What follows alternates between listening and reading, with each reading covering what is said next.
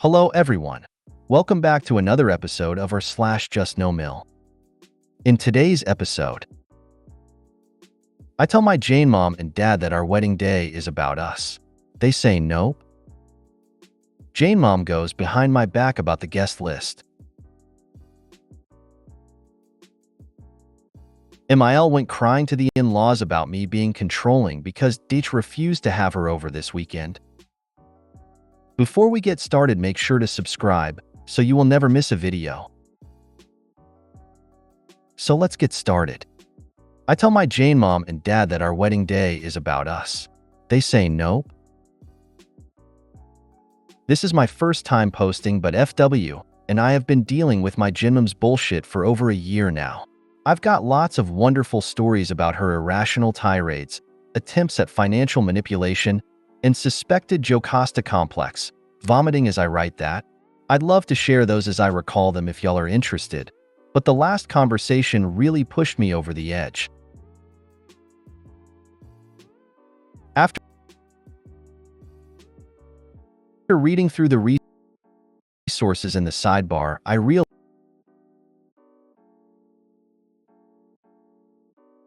that I was JDing hard in this conversation. Need to fix that. Almost looking forward to the next conversation where I express my opinion once and hang up the phone. FW and I are getting married in 8 months. JNmom, who has been trying to be on her best behavior recently, fake but whatever, has one task: gather names and addresses of family and close family friends for the wedding. My JustNoMil, God bless her, was trying to be courteous when JNmom asked for a number limit. JNmil politely told her that there is no specific limit, but changes may need to be made to the list if we have too many guests. Well, JNmom took that as a license to add everyone she could and ended up with a list of 80. She doesn't have a ton of friends, I wonder why. So this number was pretty impressive considering there were only 45-ish family members. Fine. Whatever. FMIL didn't set a limit, but now we have to cut. So FMIL texts JNmom, asks her to cut her list, and tells her that we are trying to stay at around 200 guests, so 80 is way too many. JNmom happened to be on the phone with me as she received that text, trying to manipulate my next living situation by offering money for rent, but that's a story for another day. And oh boy did she blow up. I told her she should start by cutting her cousins that she never sees, her 20-something church friends, and my BIL's parents. WTF. Why were they on there? She gets pissed and hangs up. Fast forward 2 days later. My JNmom has had all weekend to strategize about this. I get a call from her, and she is even more pissed. Apparently, she had gone to FMIL and offered to write a check for the expenses her extra guests. FMIL politely declined, explaining that we all decided on inviting around 200 guests, and that is what it's going to stay at. So my JNmom calls me on the phone with dad on speaker to interrogate me as to why FMIL declined the money. Because you tend to manipulate situations with money, is what I wanted to say, but I didn't want it to seem like that opinion. It was coming from FMIL, who has to see JNmom each week at church. But other than protecting the reputation of my FMIL, what would they have done? Not come to the wedding? Cool. Anyway, I reiterated FMIL's answer that we want to keep the number to around 200, and I also tried to change the subject. This is when it happened. So me, naively thinking that at least my JNmom wants me to be happy more than anything like she claims, gently stated, "Look, this day is going to be about FW and I'm making vows before God and celebrating with our friends and family." And all I hear is nope from my dad, brainwashed flying monkey that he is. When I proceed to ask him what this day is about, then he says that it's about celebrating the family that got us to this point, and I should feel selfish for trying to make it about us by cutting their friends. Wow. Just wow. I never thought they would go that far.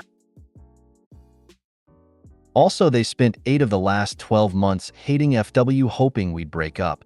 So I was shocked that they had the gall to suggest that they should be celebrated at the wedding they never wanted to happen. After shitting and vomiting fog all over the place, trying to make me feel bad for not inviting dad's friends among other things, they must have realized I wasn't changing my mind about our wedding being about us. Go figure. They told me to just cut the list how I please, in a tone which is the adult equivalent of a teenager saying whatever, so I took that and ran with it. They've lost their privilege to add anyone to the list.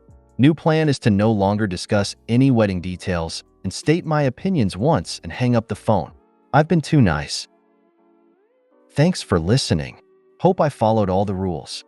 I will likely post updates at least every so often until the wedding is over because this has been super stressful and FW, and I have been engaged for only 3 weeks.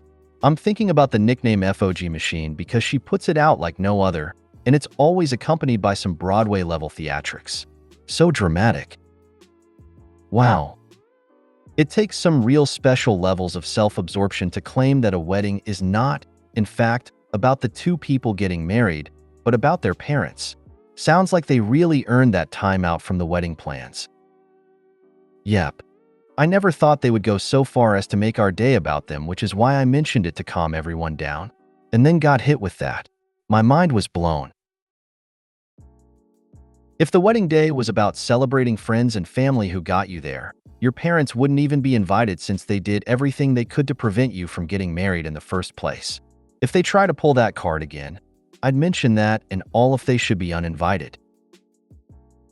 You have no idea how bad I wanted to say that. Not sure if it was fear or the desire for healthy communication that kept it in me. Probably a bit of both TBH. Yeah, as soon as your dad said, nope, my first thought was, well, consider yourselves uninvited to the wedding. You're a better person than I for allowing to still be invited. Just be careful. Your parents may try to pull some stunts at your wedding/reception. You may want to designate wranglers for them. The bridal party is aware of the situation. They are more than happy to make sure the day goes smooth, whatever it takes, haha. JNmom goes behind my back about the guest list. Hello all. It's been a long time since I dropped my first post. It's been thankfully, but uneasily, quiet for the past few months now. But my JNmom, henceforth referred to as Fog Machine, Fogem, is at it again.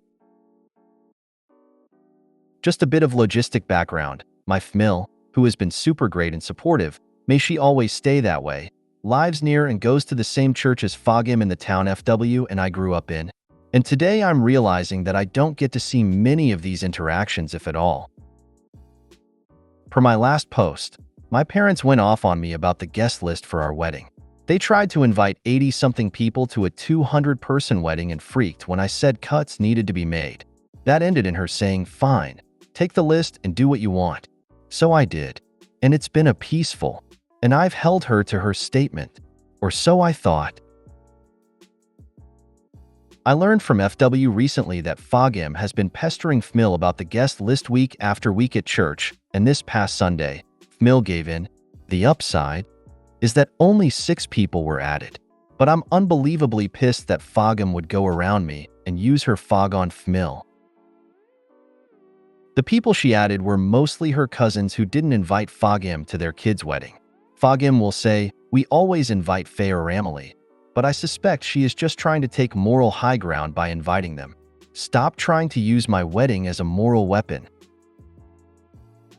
I'm also in a bit of a dilemma because I heard this third hand. I want to bring it up to Fogem and tell her to stop bothering FMIL, that she needs to speak to me when she wants to complain about something, and that this shows she doesn't give a shit about our wedding day, just her agenda. But I feel if I do that, it'll cause more problems for FMIL, who just doesn't want drama. Advice is welcome. Maybe I'm overreacting to the whole situation? Only silver lining? Maybe a shiny spine is starting to peek through for me if Fogem had to go around me to manipulate the situation. Give FMIL permission to put your mother in her place. You need to ask the bride and groom if you can invite additional guests. I don't care, as long as you are paying for them. FMIL did say this for a few weeks from what I'm told. I can't blame her for giving in because that was me the first 20 years of my life. Fogem would gladly pay because she tends to use money to manipulate as well. How is FMIL empowered to approve additions to your guest list? Right? And just because they add names to a list doesn't mean you actually have to invite them. If you let this slide now, she will do this in other areas of your married life. It's not just guest or family. Don't make excuses for her. It's a power move and control issue. You told her no. She went behind your back and got her way. Nip it in the bud now. Set boundaries, or it will be harder to do so later on, knowing that your Mil can be her way and get whatever she wants in the future. Also, set Mil straight gently and politely. Tell her that when you say no, it's no. Period. The end. No matter who it is, what it's about, your decisions are to be respected.